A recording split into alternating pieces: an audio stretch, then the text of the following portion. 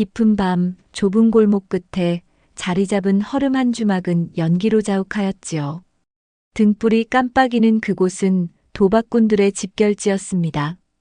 나무 탁자 위에는 패가 흩어져 있고 땀 냄새와 술 냄새가 뒤섞인 공기가 무겁게 떠돌았답니다.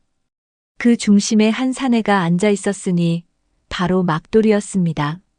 얼굴은 거칠고 손은 투박했지만 그의 눈빛만큼은 칼날처럼 예리하였지요.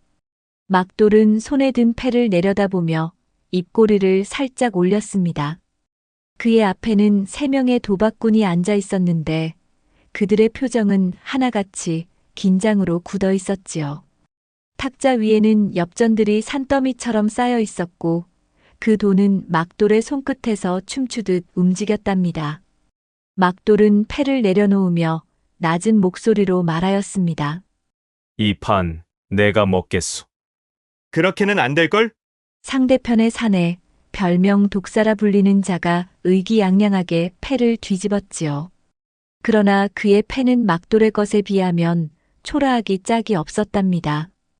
독사는 주먹을 쥐며 탁자를 내리쳤지만 막돌은 그저 미소를 지으며 돈을 끌어모았습니다. 그날 밤 막돌은 또 한 번 도박판을 휩쓸었지요. 막돌의 도박 실력은 단순한 운이 아니었답니다. 그는 패의 흐름을 읽는데 천부적인 재능이 있었어요. 상대가 숨을 들이쉬는 순간, 눈동자가 흔들리는 찰나, 손끝이 떨리는 미세한 움직임까지 그는 모든 것을 놓치지 않았지요. 패를 섞는 손놀림은 물 흐르듯 자연스러웠고 속임수를 쓰는 자를 단번에 간파해내곤 하였답니다. 그는 도박판에서만큼은 신과 같았던 것이었죠. 그러나 천하의 막돌이도 한 가지 고민이 있었는데 투박한 외모에 작은 키를 가져 여자를 못 만나본 수총각이었답니다. 그가 도박에 빠지게 된 것은 우연이었습니다. 어린 시절 배고픔을 달래기 위해 골목에서 동전 내기를 하던 것이 시작이었지요. 처음에는 동네 아이들과의 소소한 내기였지만 쉽게 돈을 벌 수 있다는 매력에 점차 도박에 손을 댔던 것이었어요.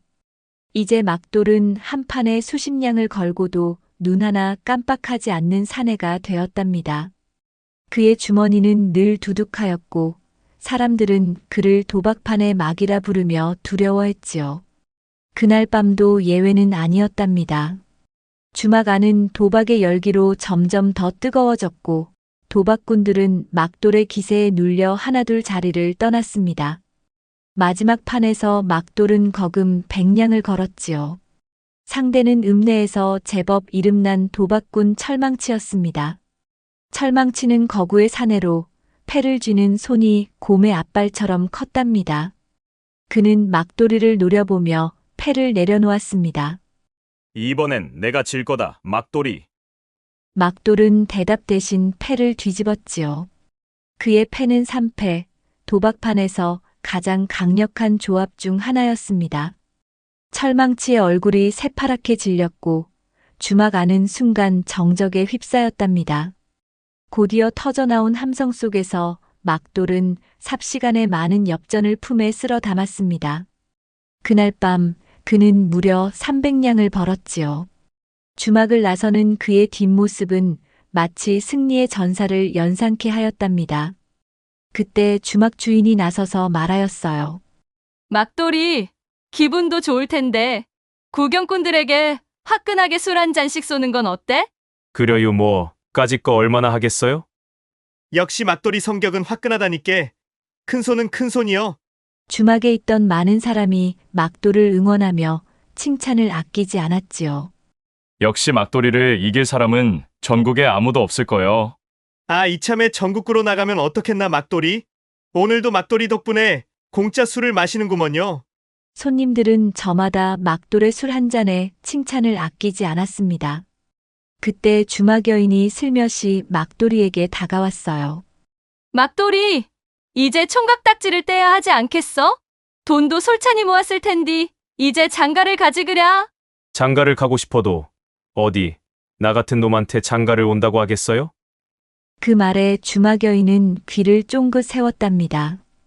그녀는 얼굴이 동글동글하고 눈매가 교활한 여인으로 주막에서 잔뼈가 굵은 인물이었습니다. 그는 막돌의 술잔을 채우며 입꼬리를 살짝 올리며 미소를 지었지요. 그런 걱정은 하덜 말어. 막돌이? 자네가 장가만 가고 싶다고 하면 혼인하고 싶은 처자는 내가 알아봐 줄 수 있지. 어디 내가 한번 나서 볼까? 막돌은 술잔을 내려놓고 주막 여인을 쳐다보았습니다. 그의 눈빛에는 반신반의하는 기색이 역력하였지요. 그러나 주막 여인의 말투는 자신만만하였고 막돌은 호기심이 동한 듯 고개를 끄덕였습니다. 그래 주면 나야 고맙지요. 막돌은 너털 웃음을 지으며 술잔을 벌컥벌컥 들이켰답니다. 주막 여인은 그 모습을 보며 속으로 미소를 지었지요.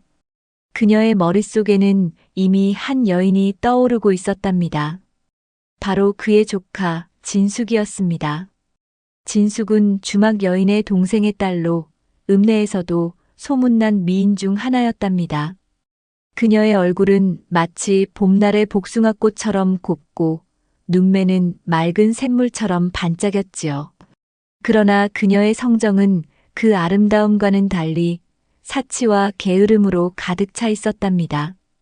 진숙은 일하는 것을 죽기보다 싫어했고 좋은 옷과 장신구를 탐내는 것이 삶의 전부인 듯 하였습니다.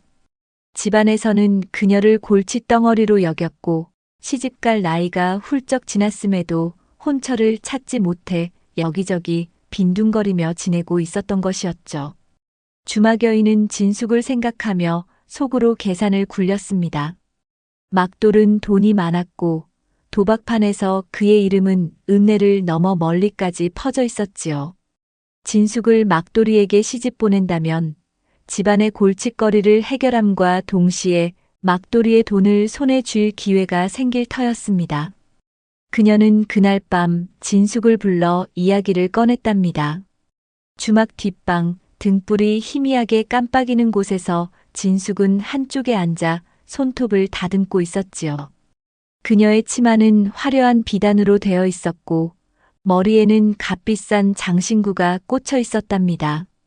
주막 여인이 방으로 들어오자 진숙은 귀찮다는 듯 고개를 돌렸습니다. 고모, 또 무슨 잔소리 하려고 불렀어요? 주막 여인은 깔깔 웃으며 진숙이 곁에 앉았습니다. 그녀의 목소리는 부드러웠지만 눈빛은 교활하게 빛났답니다. 잔소리가 아니라 내 인생을 바꿔줄 좋은 소식이야. 막돌이라고 도박판에서 이름난 사내 알지? 그자가 장가를 가고 싶다더라.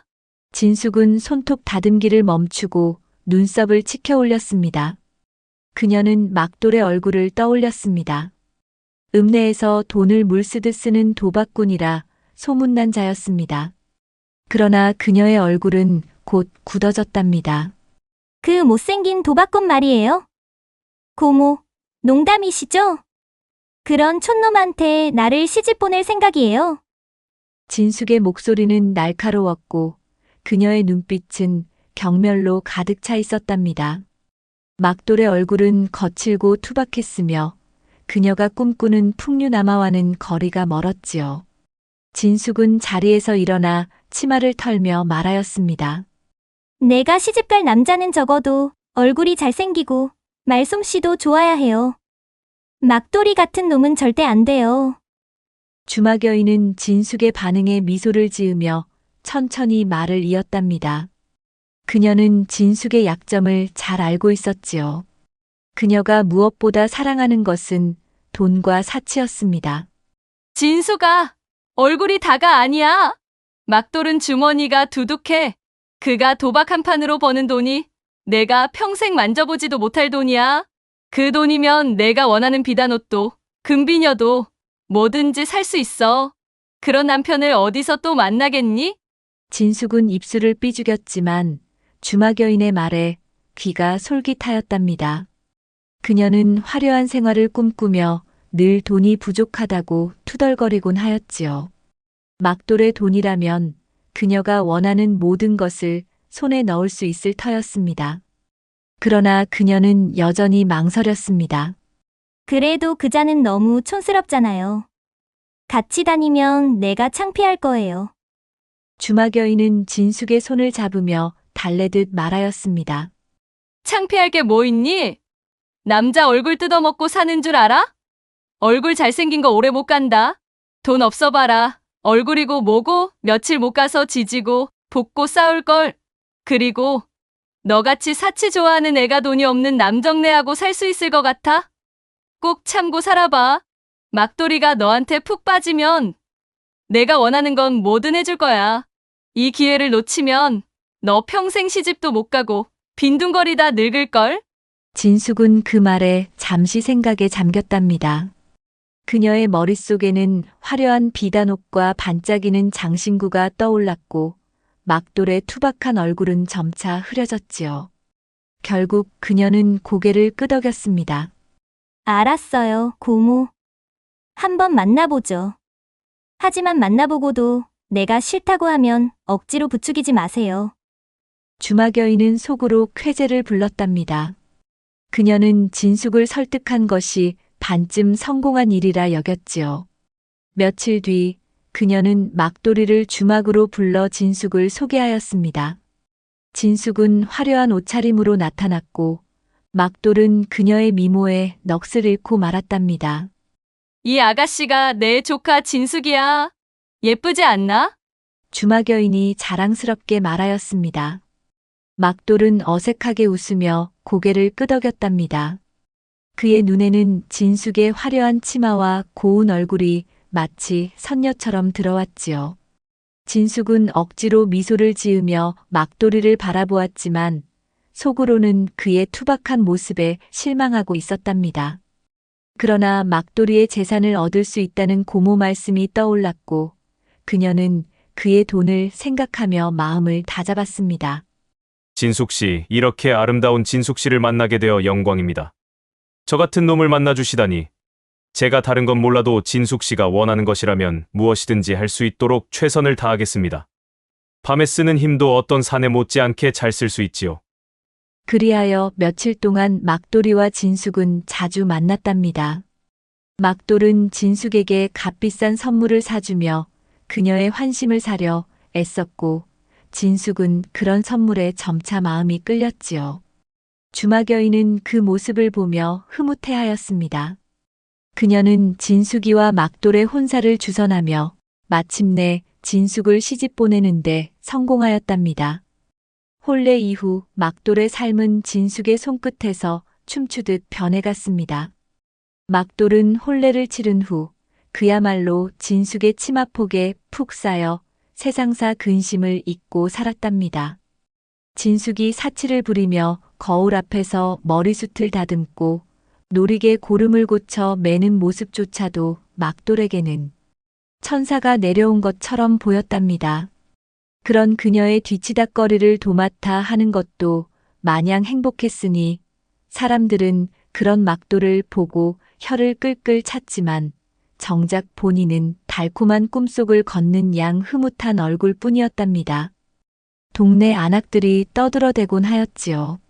늦게 배운 도둑질이 날 새는 줄 모른다더니 노총각이 여인네 품맛을 보더니 밤낮이 없구먼.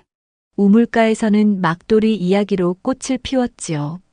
막돌 또한 늦은 장가로 처음 맛본 여인의 품이 어찌나 좋았던지 그 감미로움에 밤과 낮없이 진숙의 꽁무니를 뒤쫓았답니다. 때로는 진숙이 방 안에 들어갈라치면 막돌이 슬며시 그 뒤를 따라 들어가 저고리 끝을 살며시 넘기며 장난을 걸기도 했고 그녀가 옷고름을 고쳐매기도 전에 벌써 손을 내밀어 그녀를 안아 잡아뜨렸지요. 그리하여 집 안에서는 수시로 진숙의 웃음소리와 막돌의 쫓는 걸음소리가 끊이질 않았답니다. 그러다 보니 막돌이 아무 벌이가 없이 모아놓은 돈을 써대며 살아가고 있었지만 진숙은 온갖 화려한 비단옷을 입고 머리에는 매일 다른 금비녀를 꽂으며 읍내에서 가장 눈에 띄는 여인이 되었지요. 그녀는 막돌의 집을 고치고 집 뒤뜰에 정자를 세워 친구들과 차를 마시며 웃음꽃을 피웠습니다. 정자는 붉은 기둥과 푸른 기와로 장식되었고 그곳에서 진숙은 값비싼 차를 홀짝이며 친구들에게 자신의 부를 자랑하곤 하였답니다. 그녀의 손목에는 반짝이는 옥팔찌가, 목에는 진주 목걸이가 걸려 있었지요. 진숙의 사치는 끝을 모르고 이어졌습니다. 그녀는 손목에 옥팔찌를 들어 올리며 자랑스럽게 말하였지요. 이 팔찌는 우리 서방이 큰 돈을 주고 사다 준 거야. 금이 하도 무거워서 손목이 아프다니까. 호.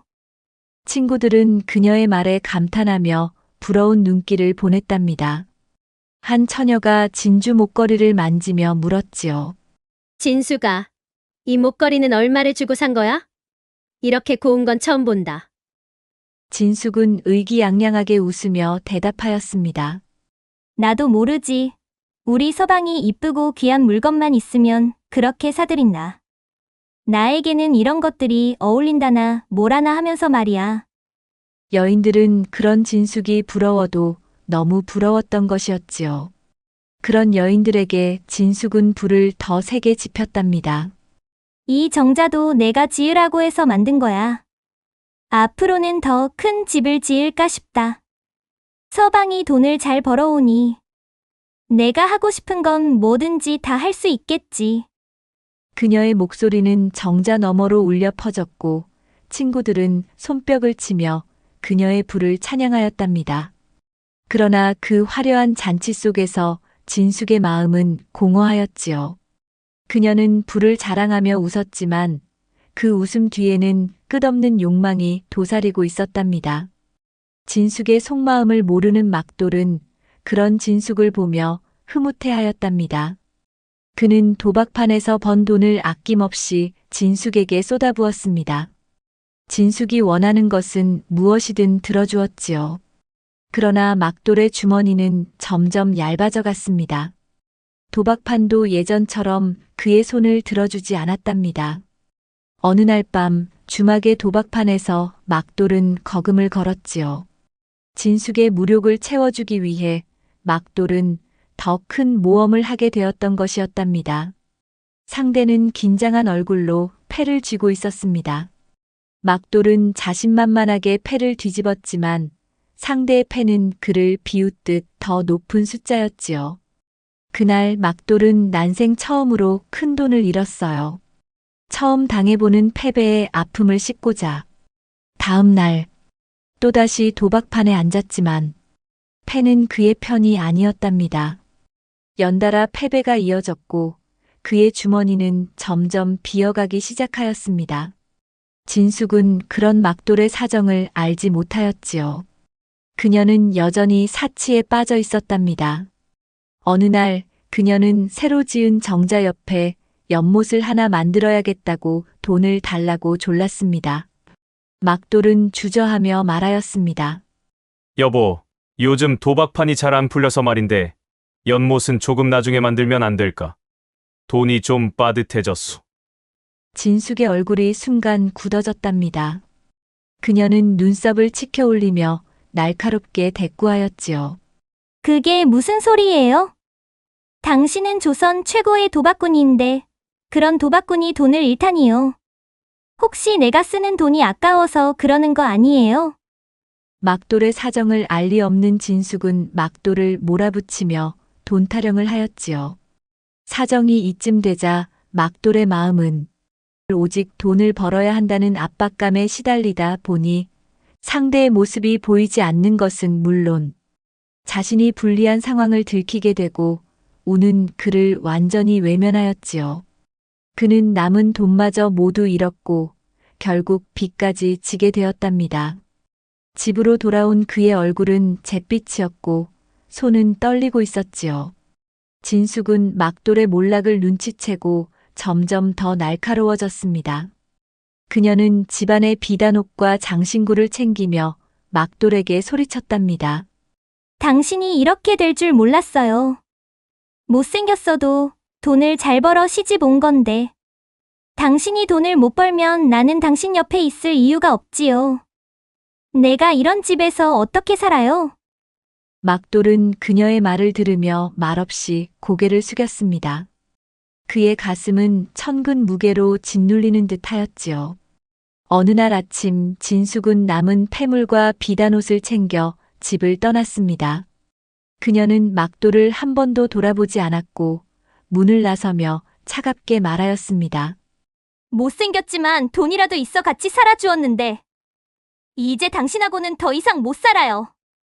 문이 쾅 닫히는 소리와 함께 막돌의 세상은 무너져 내렸답니다.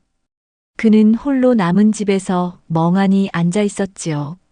주머니는 텅 비었고 마음은 갈기갈기 찢겨 있었답니다. 진숙의 차가운 말은 그의 가슴에 비수처럼 꽂혔습니다. 그는 삶을 포기하고 싶었지요.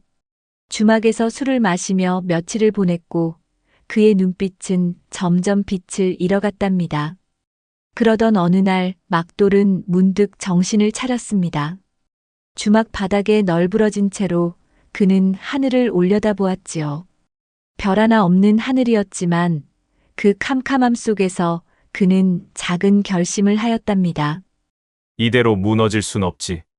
그는 스스로에게 다짐하였습니다. 막돌은 남은 힘을 끌어모아 읍내 장터로 향하였답니다.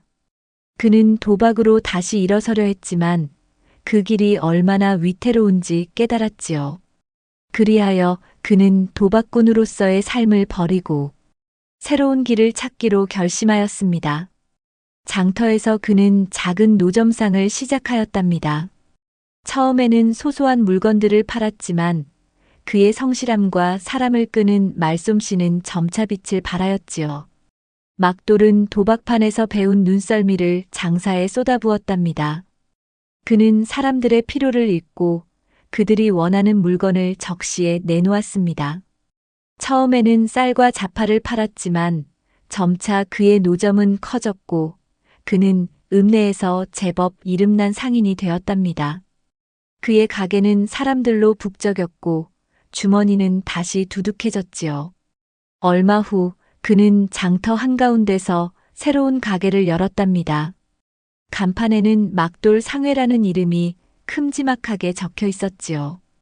그는 그곳에서 사람들과 웃으며 거래를 하였고 그의 얼굴에는 예전의 그늘진 모습이 사라졌었답니다. 그는 도박으로 얻은 부는 한순간에 사라질 수 있지만 성실한 노력으로 이룬 부는 단단하다는 것을 깨달았던 것이었죠. 막돌의 막돌 상회는 읍내 장터에서 날로 번창하였답니다. 그는 더 이상 도박꾼이 아니었답니다. 땀과 노력으로 일군 부는 그의 가슴을 당당하게 만들었고 그는 매일 아침 장터로 나서며 새로운 희망을 품었답니다. 그러나 그의 마음 한구석에는 진숙의 배신이 남긴 상처가 여전히 아물지 않았던 것이었죠. 그러던 어느 날 장터에서 떡을 이고 다니는 처녀를 보았습니다. 그녀는 허름한 옷을 입고 있었지만 얼굴은 맑고 눈빛은 따뜻하였지요. 그녀의 이름은 언년이었습니다. 언년은 홀어머니와 단둘이 살며 떡을 만들어 팔아 근근히 생계를 이어가던 처녀였답니다. 그녀는 무거운 떡 바구니를 이고 다니며 손님들에게 반갑게 인사하며 떡 사세요. 방금 만들어 온 따끈한 맛있는 떡이에요. 안 먹어본 사람은 있어도 한 번만 먹은 사람은 없는 언년이 떡이랍니다. 재치 있는 그녀의 장사 솜씨에 메마른 막돌의 입가에 미소를 짓게 한 여인이었답니다.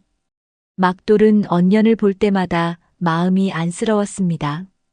그녀의 손은 떡을 찢느라 거칠었고 옷은 해져 있었지만 그녀의 웃음은 마치 봄날의 햇살처럼 따스하였지요.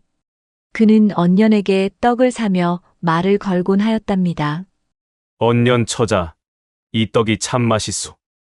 힘들 텐데 매일 이렇게 장터에 나오나? 언년은 수줍게 웃으며 대답하였습니다. 고맙습니다. 이 떡으로 어머니와 제가 살아가고 있지요. 힘들어도 손님들이 맛있다고 하면 그걸로 충분하답니다. 그녀의 소박한 모습에 막돌은 언년에게 점점 끌렸지요. 그러나 그의 마음은 쉽게 열리지 않았습니다. 진숙의 사치스러운 배신이 그의 가슴에 깊은 상처를 남겼던 것이었죠. 그는 여자를 믿는 것이 두려웠고 혼인을 생각하면 가슴이 떨렸답니다. 그럼에도 언년의 따뜻한 눈빛과 소박한 모습은 막돌의 마음을 서서히 녹였습니다. 어느 날 그는 용기를 내어 언년에게 청혼하였답니다. 언년은 그의 제안을 듣고 얼굴을 붉히며 고개를 끄덕였지요. 그녀는 막돌의 거친 외모나 과거를 개의치 않았답니다. 그녀는 그의 성실함과 따뜻한 마음을 보았던 것이었죠. 혼례는 소박하게 치러졌습니다. 화려한 비단옷도 값비싼 패물도 없었지만 언년의 미소는 그 어떤 장신구보다 빛났답니다.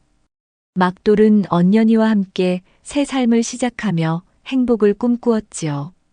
그러나 그의 마음 깊은 곳에는 여전히 불신의 그림자가 드리워져 있었답니다. 언년은 막돌의 집에서 성실히 살림을 꾸렸습니다. 그녀는 밥을 짓고 반찬을 정성껏 준비하였지요. 그러나 막돌은 언년이 반찬을 조금이라도 풍성하게 차리면 눈살을 찌푸렸답니다. 어느 날 언년이 생선을 구워 밥상에 올리자 그는 퉁명스럽게 말하였습니다. 여보, 이게 뭐야? 이렇게 반찬을 많이 차리면 돈이 남겠나? 당신도 돈맛을 보면 물 쓰듯 쓸 생각인가? 언년은 그의 말에 잠시 멈칫하였지만 부드럽게 웃으며 대답하였답니다. 서방님, 저는 그저 서방님이 힘들게 일하니 맛있는 걸 먹이고 싶었을 뿐이에요. 사치 부릴 생각은 없답니다. 막돌은 그녀의 말에 미안한 마음이 들었지만 입 밖으로 사과를 꺼내지 못하였습니다. 그의 마음은 여전히 과거의 상처에 묶여 있었던 것이었죠. 그는 언년을 사랑했지만 그녀가 자신을 배신할지도 모른다는 두려움을 떨쳐내지 못하였답니다. 그러던 어느 날 한양에서 온 상인들이 읍내 장터에 나타났습니다. 그들은 화려한 옷을 입고 달콤한 말로 사람들을 현혹하였지요. 그들은 막돌이에게 접근하여 큰 돈을 벌 수 있는 장사를 제안하였답니다. 그들은 멀리 서역에서 온 진귀한 물건을 싸게 넘기겠다며 막돌을 꼬드겼습니다. 막돌이 이 물건을 사들여 한양에 팔면 10배로 남는다오. 이런 기회는 다시 안 와. 그들의 말은 꿀처럼 달콤하였고 막돌은 돈 욕심에 눈이 멀었답니다. 그는 언년의 만류에도 불구하고 가게의 모든 돈을 끌어모아 그들의 물건을 사겠다는 계약을 하게 되었지요. 서역에서 오는 물건이라 우선 선불을 주어야 하는 것이었답니다. 그러나 물건은 도착하지 않았고 상인들은 흔적도 없이 사라졌답니다. 막돌은 사기를 당한 것이었죠. 그는 가게 문을 닫고 집으로 돌아왔습니다. 가게는 이미 다른 사람에게 넘어간 상태였지요. 막돌은 그동안 공들여 쌓아왔던 탑이 무너지자 절규하였고 언년에게 차마 고개를 들지 못하였답니다. 모든 돈을 잃은 그는 다시 거지가 되었고 마음은 절망으로 가득 찼습니다. 그는 언년이 자신을 떠날 것으로 생각하며 방구석에 웅크리고 앉아 있었답니다. 그러나 언년은 달랐습니다. 그녀는 막돌이 곁에 앉아 그의 손을 따뜻하게 잡아주었습니다. 그녀의 눈빛은 흔들림이 없었지요. 서방님, 살다 보면 이런 일 저런 일을 겪게 되지요. 서방님은 전에도 힘든 일을 겪었지만 다시 일어나 큰 돈을 벌었잖아요. 서방님은 다시 일어설 수 있답니다. 제가 곁에서 도울게요. 언년의 말에 막돌은 가슴이 뭉클했습니다. 돈이 없으면 떠날 줄 알았던 언년이 함께 헤쳐나가자는 말을 했을 때 막돌은 다시 힘을 낼 수 있었지요. 언년은 아침이면 떡을 만들어 장터에 나가 팔았고 저녁이면 막돌이를 위해 밥을 지었답니다. 그녀는 단 한 번도 불평하지 않았고 묵묵히 막돌이를 지켜주었지요. 그녀는 자신의 허름한 옷을 꿰매 입으며 절약하였고 남은 돈으로 막돌의 가게를 다시 일으킬 씨앗을 마련하였답니다. 막돌은 언년의 그런 모습을 보며 가슴이 뜨거워졌습니다. 진숙은 돈 때문에 그를 떠났지만 언녀는 그의 곁을 지켰던 것이었죠. 그는 비로소 깨달았습니다. 언년의 사랑은 진심이었고 그녀는 그의 돈이 아니라 그의 마음을 사랑하였답니다. 어느 날 막돌은 언년이와 함께 장터로 나갔습니다. 그는 다시 작은 노점에서 시작하였지만 이번에는 언년이와 함께였답니다. 언년은 떡을 팔며 손님들에게 미소를 지었고 막돌은 그녀 곁에서 물건을 정리하며 힘을 내었지요. 그들의 노점은 점차 커졌고 사람들의 발길이 끊이지 않았답니다. 어느 저녁 막돌은 가게 문을 닫으며 언년의 손을 잡았습니다. 그의 눈에는 눈물이 고여 있었지요. 여보, 내가 잘못했소. 당신을 믿지 못한 내가 바보였어. 고맙소, 내 곁에 있어줘서. 언년은 부드럽게 웃으며 그의 손을 마주 잡았답니다. 서방님, 우리가 함께라면 못할 게 없어요. 당신의 성실함을 저는 믿고 있거든요. 언년과 막돌은 손을 맞잡았고 장터 위로 별이 반짝였답니다. 막돌은 언년의 진심을 가슴에 새기며 다시 열심히 살겠노라 다짐하였습니다. 그의 삶은 이제 더 이상 도박이 아닌 진심과 노력으로 채워질 것이었죠. 들꽃 야담을 시청해주시는 여러분, 오늘 하루도 행복하시고 늘 건강 챙기시기 바랍니다. 구독, 좋아요는 영상 제작에 큰 힘이 됩니다. 감사합니다.